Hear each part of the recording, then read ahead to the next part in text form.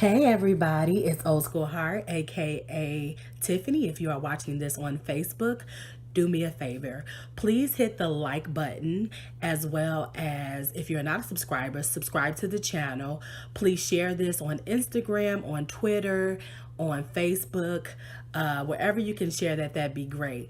I just want to say thank you to all of the new subscribers that I have, and also the people who have been watching my Sitting in Your Pew reviews.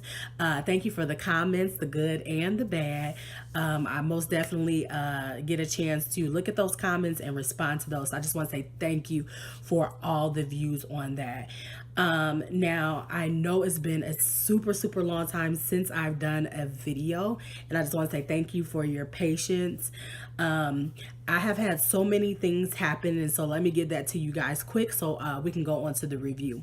So I relocated to near the St. Louis area, and I started a new job, and so things have been quite chaotic for me. But Sitting in Your Pew will be back in the summer, and I'm going to do things a little bit different now, and I'm going to tell you why. I am going to just be doing one review a month. And that is mainly because I am a member of a church. Yes, me. I am a member of a church. And so I want to make sure that I'm there to be a part of ministry and to help out as much as I can. Now, I know you're thinking like, wow, you a member of a church. Yes. So Sitting in Your Pew helped me to finally decide on what church I wanted to be a part of. I know a lot of people, and I've heard people say this quite a bit. I felt welcome at the church, and so I decided to become a member. Becoming a member of a church is more than about feeling welcome.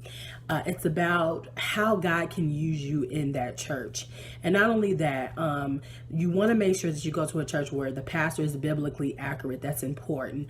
And that he's giving you the word that you can chew on throughout the week to change things and to correct some things in your life. Also, the ministries have to be important so that you are able to be used in the way that God has asked you to be used. Churches also have to be very welcoming, and they have to help the community. It's very important. And so that's why you choose a church. And so I've chosen a church, and so I'm excited about that. But I will be doing Sitting in Your Pew in the summertime. So if you're in the St. Louis area and you know of a church that I should review, please leave it below and I'll check it out. So now that I've gotten all of that out of the way, let's get on to the review on Come Sunday, the Carlton Pearson Netflix movie. So I just want to say, this movie was very different, very different than I thought it was going to be. And to be quite honest, I'm quite disappointed by it. And let's just start off with the actor, Chiwetel. Chiwetel, I believe he was in the movie about the slave who 12 Years a Slave. He was in 12 Years a Slave, if you don't know who I'm talking about, Chiwetel, in which he did a pretty good job. But here is my issue with Chiwetel. I don't know his background, and he's a London actor, so he's not from the United States. I don't know his background very well, but I don't know if he knew how to play Carlton Pearson the right way. The look was on point. The look was amazing. He looked just like Carlton Pearson. However, Carlton Pearson was very talkative, very charismatic, and just somebody that you were drawn to, which is why it didn't take but a short amount of time for his church in Tulsa, Oklahoma to expand the way it did. He just had a lot of personality, and he loved singing. And so I didn't believe Chiwetel knew how to play that part. And although he was playing more of a solemn, reflective Bishop Carlton Pearson, I still believe it lacked in character.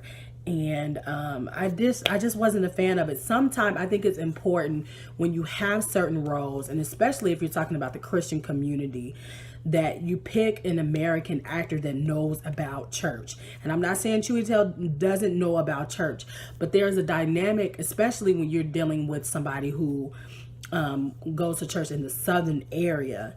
that they must be familiar with that. They must eat, breathe church the way that Carlton Pearson does. And I just don't think Chiwetel played a very good Carlton Pearson. However, as far as the movie Come Sunday is concerned, I really believe that Carlton could have, if he would have been allowed, I think he could have gave us a good 2-hour movie instead of the hour and 30 or 35 that we got. What I think the movie lacked is, I wanted to know the whole thing. I wanted Carlton to start from probably college when he got to Oral Roberts, how he met Oral Roberts, how Oral Roberts went from him being just a boy studying at the university to literally somebody that he called son and helped expand his ministry. Carlton Pearson literally, if you know anything about church and you were involved in it, you know this man. You know about Live at Azusa. I mean, Carlton Pearson is the reason why we have TD Jakes. There were so many pastors that came through there because of Carlton Pearson. And so it would have been cool for him to go back to that college age and just go from there and give us like different parts of like Live at Azusa.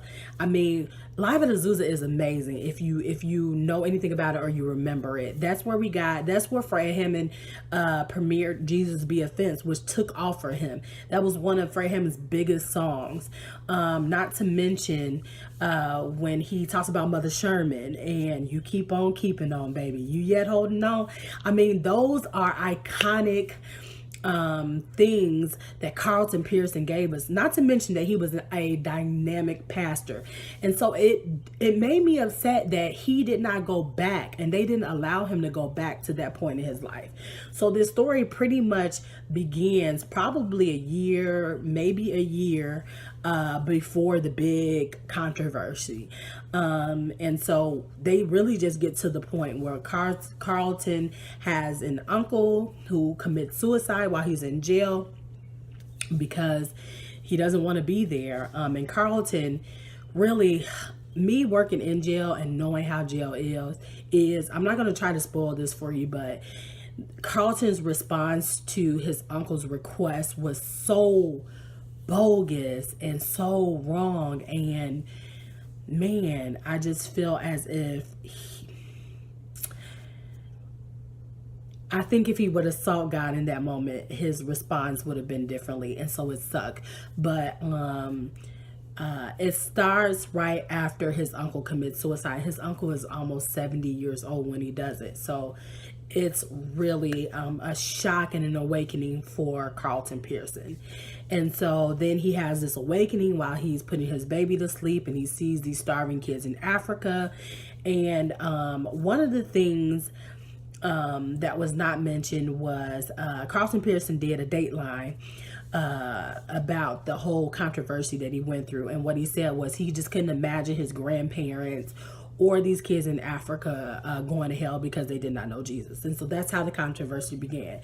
So basically this movie is about just that period where Carlton Pearson is trying to defend what he believes, Oral Roberts denouncing him, and also just how the church went from being one of the largest churches, mega churches in the world, to being nothing and him losing it. One thing that I did really like is that we finally hear about his wife and how she struggled being a first lady, how really Carlton didn't even want to really marry her, but he did it because, I mean, when you're a single man and you have one of the largest churches, women are at your flock like all the time. And so he finally chose a woman, but he chose somebody completely different than what everybody would want him to pick. And so she's a little bit different. She is outspoken, and it's hard for people to like her. To be honest, it's hard for people to like her. And so yeah, so I didn't know that they really had not grown to really like each other, that they really felt like they both had a duty to the church, and that's why they were together. And so it's kind of crazy to hear that part of the story. Also, I kind of knew about Oral Roberts' son, but this movie also gave a look as to really how Oral felt about how he treated his son, and just maybe being reflective and not really being loving, and how Carlton probably put the thought in his mind that he could have handled things better when his son announced that he was a homosexual and then committed suicide for it. So that was something that I did not know as well. I wasn't sure about his minister of music as well, being a homosexual and having AIDS and having to deal with that, and their friendship and their kinship, and how Carlton really helped him to deal with what he was going through. That was something that I did not know as well. Now, I knew from the Dateline interview and from other things that I saw how the church fell apart, and how people reacted to Carlton saying that there is no hell. And so I knew about that, and so that part wasn't, I was very, very familiar with. Now, as far as him meeting with the black leaders and trying to state his case, I thought that was really weird. Like, if you already know what you're going into, but I guess he thought he could change minds. That's the one thing that I got from this movie. Carlton was so passionate that he thought he could change minds.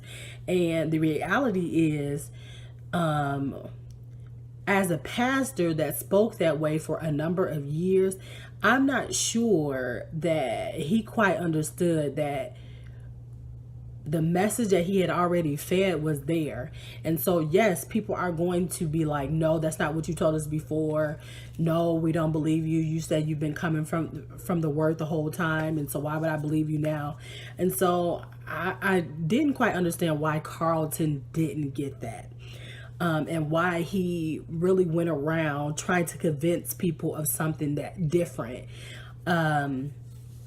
And so that's basically what the movie was about. Him stating his case, him being isolated from certain people to the point where people were arguing in the middle of his service.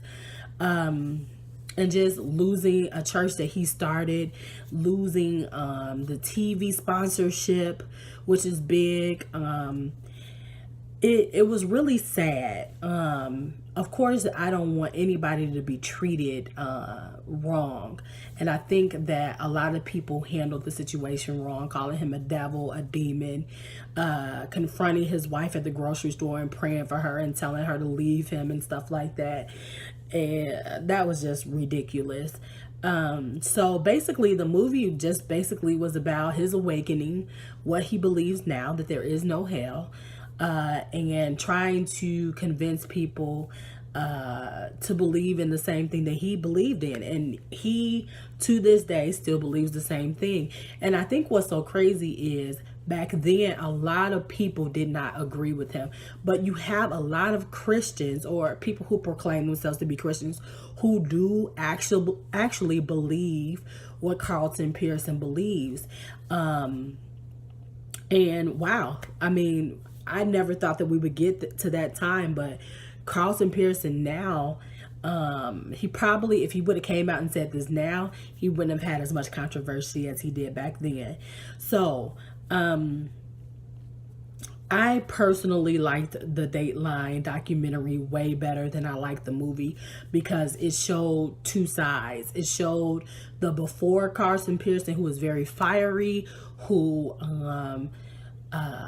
expanded a church in a short period of time, who loved singing, who had multiple CDs, invited multiple pastors who are now mega pastors themselves. It lacked that. And so I liked the Dateline way better than I liked this movie. Chewy Tale, he was just okay. The other actors, actually, Felicia Rashad's daughter was Carlton Pearson's wife in the movie. And that was cute to see, even though she didn't have too much of a role in the movie, but it was still good to see her in the movie. But like I said, I thought this movie lacked what he was and what he ended up being. And I really walked away wondering, like, okay, how is life now for Carlton Pearson? How did he start his Unitarian church? What happened in between time? Has he reconciled with any people since his controversy? These are like questions that I wanted to know. It literally just stuck to that one period, and that was it. And it wasn't really good. It wasn't what I anticipated. So I do want you to actually go out and check out the movie and let me know what you think. Leave your comments below. Let me know if you liked it or you disliked it. But man, it would have been really awesome if they had an American actor who could do certain parts of Azusa, just like that Mother Sherman, and be like, keep on keeping on, baby. That would have been amazing for me. That's the Carlton that I know. I'm not here to judge Carlton on his beliefs. I do disagree with him. But I really was hoping that I'd be able to see that, and to also just see what has happened even after everything went down, and him losing the church. I really was interested in that part. However, like I said, go out, check the movie yourself. Please like, subscribe to the channel, and share this video as well. Like I said, please be on the lookout for other reviews that I will do as well. I know it's been a long time, but I'm going to try to stick to them as much as I can. So thank you guys for watching. I miss you guys, and I'll talk to you later. Bye-bye.